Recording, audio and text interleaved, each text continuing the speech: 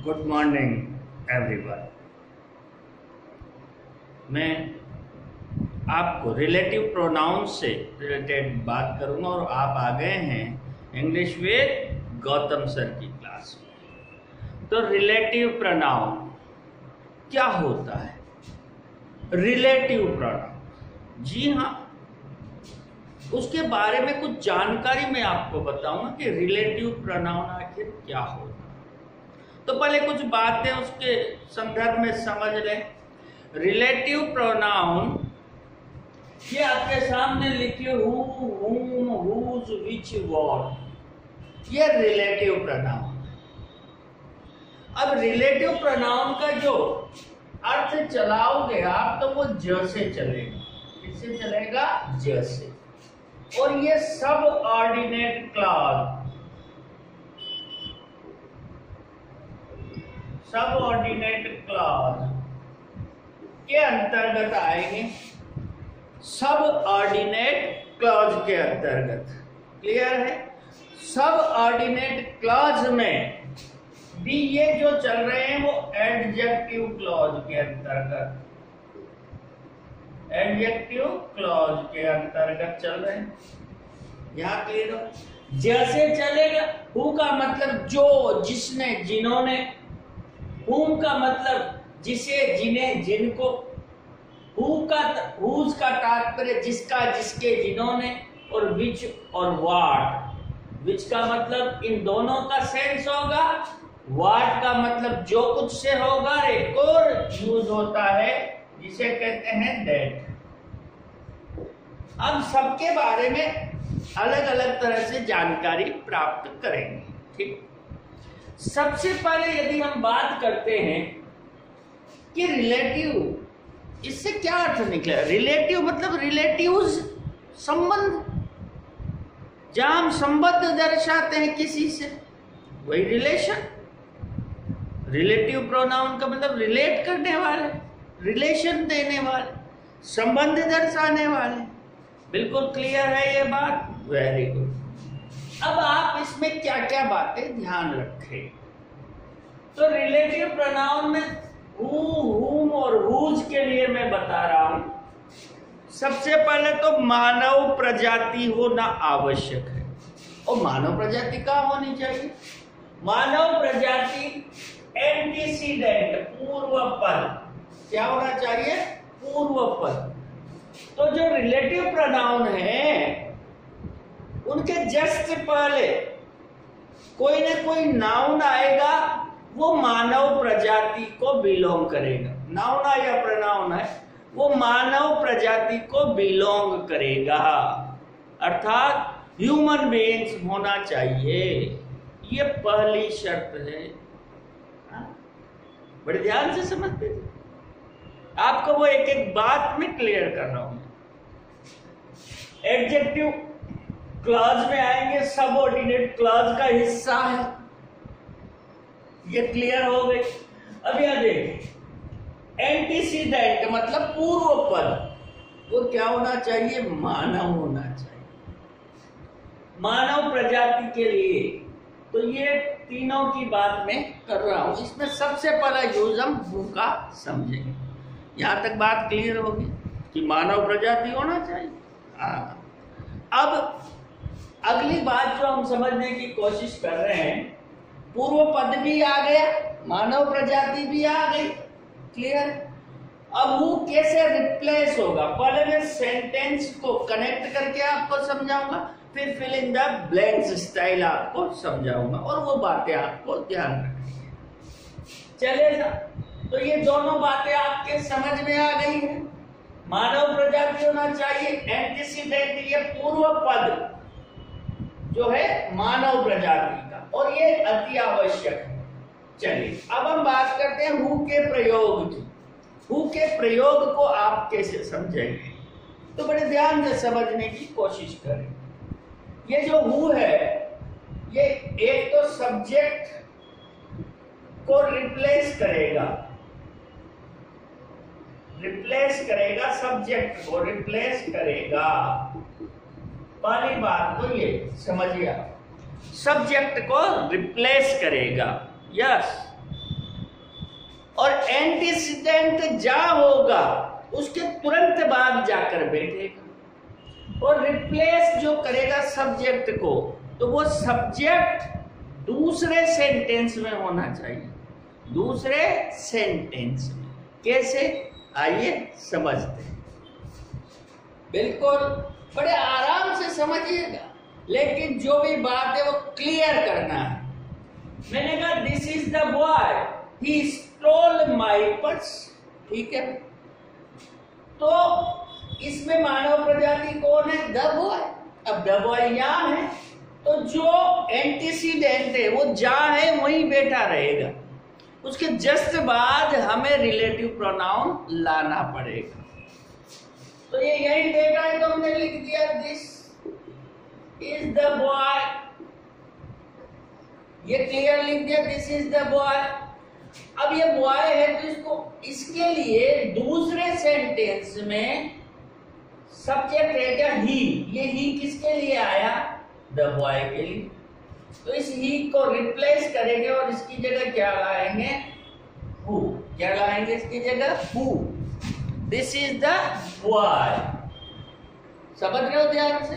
Who लाने के बाद इसको ऐसे ही सेंटेंस को लिखेंगे, हु स्टोल माई पर्स। बहुत आसानी से समझा रहा हूं, समझते हो। चलो, this is the boy who stole my purse, ठीक, यहां मिल गया। चलिए दूसरा एग्जाम्पल ले लेते हैं। Mister Sharma is our class teacher, he lives in Jaipur, ठीक।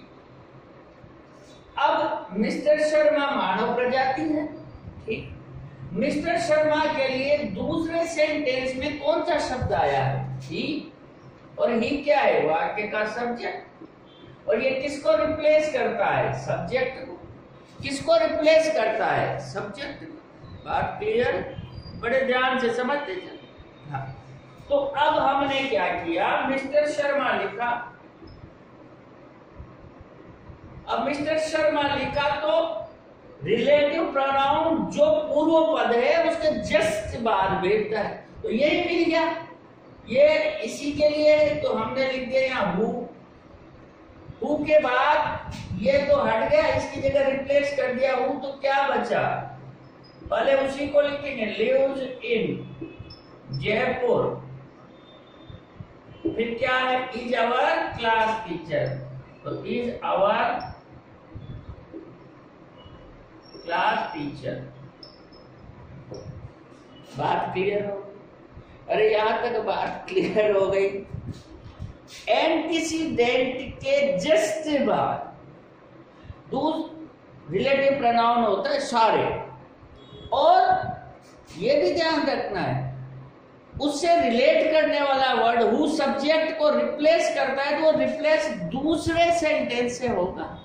दूसरे सेंटेंस में जो सब्जेक्ट होगा वो रिप्लेस करना पड़ेगा। एक और बात समझ, जो भी वर्ब का प्रयोग होता है रिलेटिव प्रोनाउन के बाद, जनरली हु के बाद, विच के बाद, दैट के बाद, जो सब्जेक्ट रिप्लेस करता है, सब्जेक्ट से वर्ब को देखा जाता है, तो वो वर्ब का प्रयोग इसके जस्ट पहले बैठे हुए एंटीसीडेंट के अनुसार होगा। अगर यहाँ मान लीजिए यहां पर मैं दीज आर द बॉयज कर देता, तो यहां पर इसके अनुसार मान लो स्टील, स्टील्स में से बात करता, तो बॉयज आने पर स्टील होता। हाँ, वर्ब का प्रयोग पूर्व पद के अनुसार किया जाता है। जो एंटीसीडेंट होता है उसका जो पूर्व पद होता है उसके अनुसार किया जाता है। क्लियर है यहां तक बात, वेरी। अब ध्यान दें, यहां तक क्लियर हो गया। अब यहां पर एक हिंट बता रहा हूं मैं आपको, एक स्पेशल हिंट दे रहा हूं, उसको समझें कि इसको कैसे समझें। हम हु का यूज सीख रहे हैं। सबसे पहले हम क्या सीख रहे हैं, हु का यूज। वो सब्जेक्ट का भाव देता है, अर्थ होता है जो, जिसने और जिन्होंने, ठीक। अब fill in the blanks style समझा। ये तो सेंटेंस अरेंजमेंट में आप देखें, अरेंजमेंट ऑफ वर्ड्स में आए। यहां देखो fill in the blanks style. तो रिक्त स्थान के पहले, ब्लैंक के पहले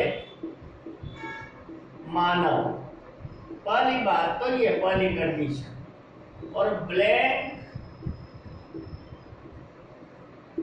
के बाद वर्ब। अगर ये दोनों कंडीशन फुलफिल करता है तो हमें उस ब्लैंक में हु का यूज करना है। हाँ, ये दोनों कंडीशन फुलफिल होनी चाहिए। कैसे? आइए समझते। This is the girl.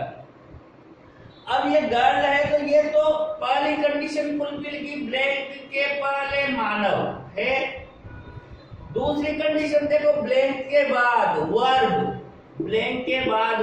है। कोई सी भी वर्ब हो सकती है, हेल्पिंग वर्ब, मेन वर्ब, कोई सी है।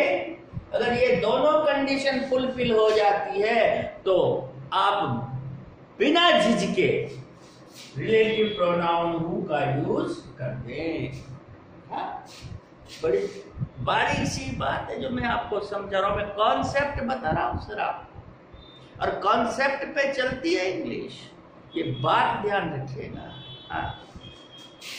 दूसरी कंडीशन देखो, अब ये रीड्स जो लगी है यहाँ गर्ल के अनुसार लगी है। अगर मैं गर्ल्स कर देता, दीज आर द गर्ल्स, तो रीड्स की जगह रीड लिखना पड़ता। समझ गए क्यों?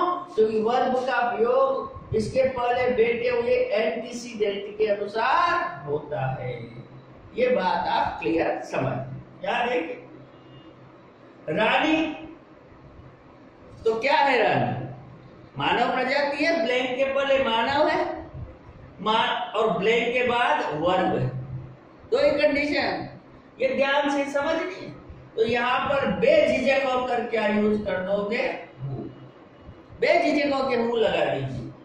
यहाँ भी देख, रोहित मानव है, ब्लैंक के पहले, ब्लैंक के बाद वर्ब है, चाहे सेकंड फॉर्म, थर्ड फॉर्म, है, डीजे, बार, वाज, कुछ भी हो सकता है, विल, शैल, शुड, कुछ भी हो सकता है। वर्ब है तो फिर आप बेझिझक क्या यूज कर दीजिए? हु। तो ये हु से रिलेटेड मैंने आपको बात समझाई। अब अगर वीडियो आपको पसंद आया है, वाकई पसंद आया है, कॉन्सेप्ट आपके क्लियर हुए हैं, तो वीडियो को लाइक कर दीजिए, शेयर कर दीजिए और कमेंट जरूर कीजिए, ताकि मैं आगे से आगे इस तरह के वीडियोस बनाता रहूं, आप तक पहुंचाता रहूं। और चैनल पर नए हो तो सब्सक्राइब कर दीजिए और बेल आइकन को जरूर प्रेस कर दीजिए, ताकि लेटेस्ट नोटिफिकेशन आपको तुरंत मिल जाए। थैंक्स।